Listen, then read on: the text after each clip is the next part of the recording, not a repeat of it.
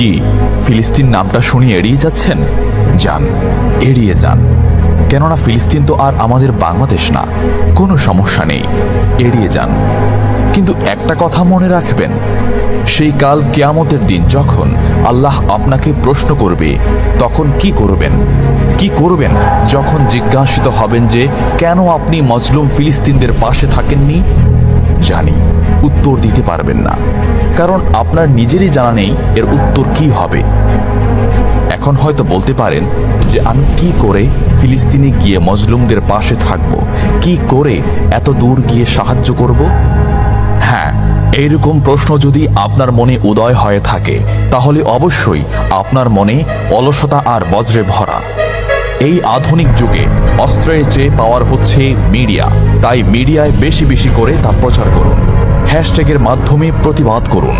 এই ক্ষুদ্র প্রতিবাদ একদিন অনেক বড় প্রতিবাদ হয়ে দাঁড়াবে। বিজয় একদিন ইসলামেরই হবে ইনশাআল্লাহ। এটা আমার কথা নয়, এটা এই মহাবিশ্বের প্রভুর কথা। একটা কথা মনে রাখবেন, ক্ষুদ্র ক্ষুদ্র বালিকণা, বিন্দু বিন্দু জল গড়ে তুলে পাহাড় পর্বত, সাগর অতল।